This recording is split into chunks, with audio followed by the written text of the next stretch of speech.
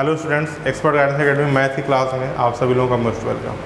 अभी तक जो हम लोगों ने अपना टॉपिक डिस्कस किया, तो आप देखिए कोऑर्डिनेट ज्योमेट्री में हम लोगों ने सबसे पहले basic concept of coordinate geometry, उसके बाद फिर हमने डिस्टेंस फार्मूला आपको उसके अप्रूविंग और उससे रिलेटेड सारे क्वेश्चन हमने करवाए, और उसके बाद फिर हमने जो है डिवीजन फार्मूला पे भी चीज़ों को डिस्कस किया था। डिवीजन फार्मूला से ही एक और नया टॉपिक जो आपका आता है, रेखाखंड का मध्य बिंदु ज्ञात करना, है ना। तो आज का जो हमारा टॉपिक है वो है रेखाखंड के मध्य बिंदु के निर्देशांक फाइंड आउट करना। रेखा खंड के मध्य बिंदु के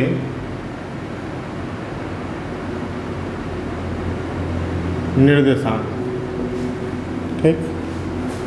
किसी भी लाइन सेगमेंट के मिडिल पॉइंट का कोऑर्डिनेट क्या होता है, इसको हम कैसे फाइंड आउट करते हैं। तो देखिए, जो किसी भी रेखाखंड, जैसे मान लीजिए कोई रेखाखंड है, और रेखाखंड क्या है, दो बिंदु है ना। जैसे मान लीजिए ये बिंदु आपका क्या है, P और Q। इन दो बिंदुओं को मिला करके जो लाइन आपका बना PQ, यदि इसका कोऑर्डिनेट आपका x1 y1 हो और इसका कोऑर्डिनेट आपका x2 y2 है, तो उस बिंदु का निर्देशांक ज्ञात कीजिए जो इसको क्या है, जो इसकी मिड में हो, इसके बीच में हो। तो देखिए, जब ये बिंदु इसके बीच में होगा तो डिवीजन फार्मूला हमने आपको बताया था कि जो यहाँ m1 m2 का रेशियो हो क्या होगा, 1:1 का रेशियो होगा। यानी m1 की वैल्यू भी 1 होगी और m2 की वैल्यू क्या होगी, 1 होगी। यानी ये पार्ट और ये पार्ट आपस में क्या होंगे, इक्वल होंगे। तो यहाँ से जो हमारा फार्मूला, तो फार्मूला वही है, आपको अलग से फार्मूला नहीं याद करना है। जो x इक्वल टू आपका होता था m1 x2 plus m2 x1 upon m1 plus m2। देखिए यहाँ पर m1 और m2 की वैल्यू क्या है, इक्वल है और कितनी है, 1 है। उसी वैल्यू को आप यहाँ यदि पुट कर देंगे तो यहाँ से आपको मिल जाएगा बेटा x1 प्लस x2 अपॉन 2। इसी तरीके से जो हम y की वैल्यू फाइंड आउट करते हैं, m1 y2 plus m2 y1 upon m1 plus m2। यहाँ से आपको क्या मिल जाएगा, y1 प्लस y2 अपॉन 2। या देखिए, इसको आप सॉल्व करेंगे, m1 m2 की वैल्यू 1 रखेंगे तो y2 प्लस y1 आया, तो दोनों एक ही चीज़ है ना, ठीक।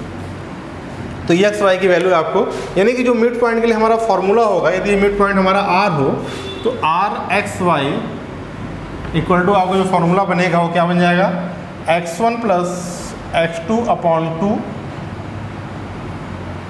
And y1 plus y2 upon 2,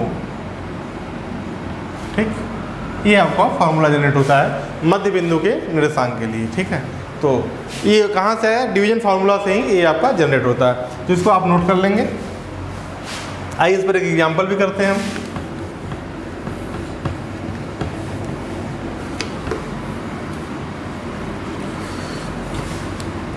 चलिए एक छोटा सा एग्जांपल ले लेते हैं। बिंदु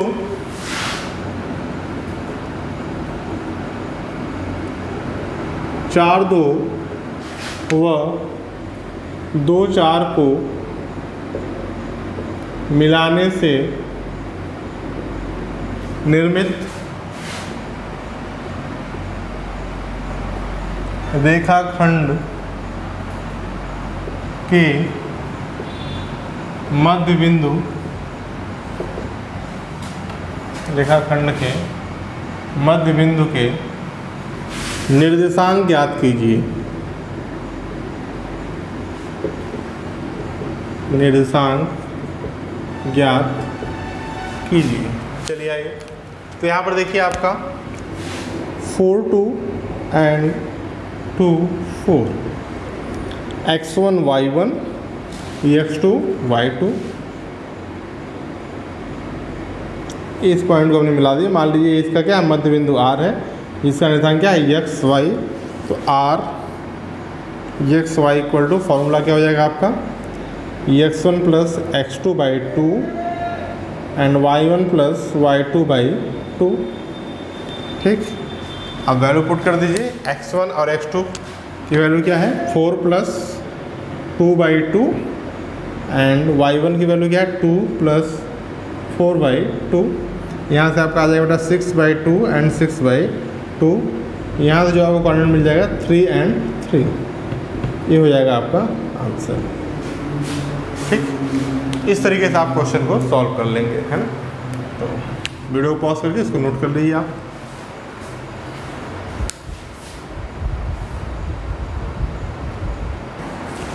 चलिए यहाँ पर देखिए क्वेश्चन और है एग्जाम्पल में, बिंदु -3, 10 और 6 -8 को जोड़ने वाले रेखाखंड को बिंदु -1 और 6 किस अनुपात में विभाजित करता है।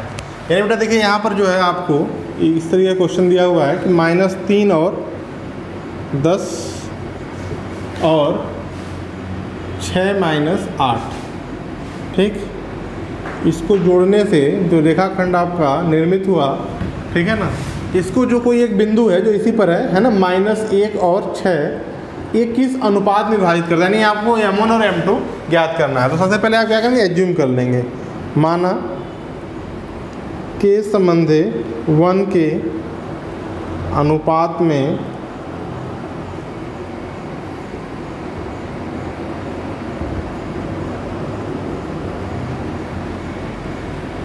विभाजित करता है।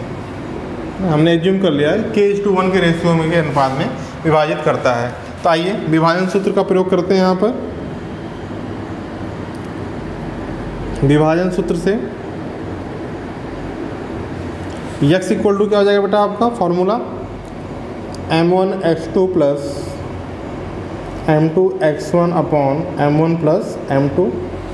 ये हो गया आपका x1 y1, this one is x2 y2 and m1 and this one is m2। ठीक, आइए वैल्यू पुट करते हैं। m1 की वैल्यू क्या है बेटा यहाँ पर k इंटू x2 की वैल्यू है आपकी 6 प्लस m2 आपका 1 एंड x1 की वैल्यू -3 यानी 1 इंटू -3 अपॉन k प्लस 1। ठीक, इसको हम सॉल्व कर लेंगे, यहाँ मिल जाएगा 6k -3 अपॉन k प्लस 1। इसी तरीके से हम y की वैल्यू फाइंड आउट कर लेते हैं। y इक्वल टू आपका m1 y2 plus m2 y1 upon m1 plus m2। m1 की वैल्यू देखिए क्या है k एंड y2 की value k into -8 plus m2 आपका 1 एंड y1 आपका बेटा कितना 10 upon k plus 1 -8k plus 10 upon k plus 1।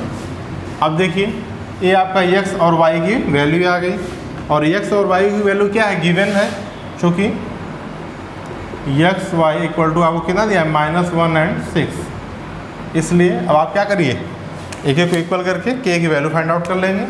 तो यहाँ से देखिए आपको हो जाएगा बेटा 6k -3 upon k plus 1 equal to -1। इसको यहाँ ले जाएंगे मल्टीप्लाई हो जाएगा, तो 6k -3 equal to -k and -1, k को इधर ले आएंगे तो 6k प्लस k और -1 प्लस 3, यहाँ से आपका मिल जाएगा 7k इक्वल टू 2 या k इक्वल टू 2 अपॉन 7। ठीक, इसी तरीके से y के लिए वैल्यू रख लेंगे। यहाँ से ही आंसर मालूम हो गया, लेकिन आप दूसरा भी करके निकाल लेंगे, सेम आंसर आपको मिलना चाहिए। दूसरा क्या है आपका बेटा, यहाँ से आया था -8k plus 10 upon k plus 1 equal to, इसकी यहाँ क्या हो जाएगा y यहाँ पे 6 है ना। इसको सॉल्व करेंगे तो -8k plus 10 equal to 6k plus 6। इधर आ जाएगा तो -8k, इसको उधर ले जाते हैं है ना, ये हो जाएगा आपका 10 -6 6k plus 8k 14k equal to 4 या k इक्वल टू 4 अपॉन 14, ये कैंसिल हो गया 2 अपॉन 7। यहाँ से भी क्या होगा 2 अपॉन 7, यानी कि जो अनुपात आएगा वह 2:7 का आएगा। ठीक, 2:7 का आएगा। इस टाइप के अप्लाइड क्वेश्चन आपसे एग्जाम में पूछे जाते हैं है ना। और ये आपके बुक का है, एक्सरसाइज है 7.2 है ना, जो चैप्टर होगा आपका विभाजन सूत्र पर आधारित, उसी चैप्टर का क्वेश्चन है। बोर्ड में रिपीट हुआ क्वेश्चन 2 बार आया हुआ है, इसलिए हमने इसको सॉल्व करा दिया। तो आप इसको अच्छे से कर लेंगे, और भी इसमें जितने वेरियस टाइप क्वेश्चन बनेंगे उसको भी हम लोग चर्चा करेंगे आपसे है ना। कुछ भी छोड़ा नहीं जाएगा, बहुत डेप्थ में फिलहाल आप पढ़ते रहिए। देखिए एक होता है बाय विभाजन है ना, कई बार पूछता है बाय विभाजन का क्या सूत्र होता है ना। क्वेश्चन इस पर नहीं आता क्योंकि सिलेबस में आपके हैं नहीं क्लास 10 के, बाय विभाजन का सूत्र कुछ अलग नहीं है है ना, बस M1 S2 जो रेशियो होगा वह रेखाखंड से बाहर होगा। इसके लिए जो फॉर्मूला आपका होता है तो वही Rxy इक्वल टू m1x2, यहाँ बस प्लस क्या होगा माइनस हो जाएगा m2x1 upon m1 minus m2, and y के लिए आपका m1y2 minus m2y1 upon m1 minus m2। ये बाह्य विभाजन के लिए होता है। यदि मान लीजिए आपको है ना कोई भी ऐसा दिया हुआ है, कोई बिंदु है जो बाहर से इसको विभाजित करता है और उसका रेशियो m1 m2 आपको दिया हुआ है, तो आप इस फॉर्मूले का यूज करके क्वेश्चन को सॉल्व कर सकते हैं। कुछ नहीं, इसमें उसमें बस अंतर यही कि बस प्लस की जगह माइनस हुआ है। दूसरी बात, एक बात का आप विशेष ध्यान रखेंगे कि यहाँ पर m1 पहले आएगा, है ना। तो ये देखिए याद करना कि m1x2 m2x1, यानी m1 और टर्म पहले लेंगे। यदि आप m2 लेंगे तो यहाँ m2 माइनस m1 नीचे भी आपको इस चीज़ को चेंज करना पड़ेगा। प्लस के लिए कोई दिक्कत नहीं होता, है ना। प्लस में आप चाहे किसी को पहले लीजिए बाद में लीजिए, ठीक। तो इस बात का आप ध्यान रखेंगे। फार्मूला इंपॉर्टेंट है, फार्मूले की उत्पत्ति भी आपको बता दी गई है ना। तो इसको भी तो आप याद रखेंगे, क्वेश्चन को सॉल्व करेंगे। Thank you.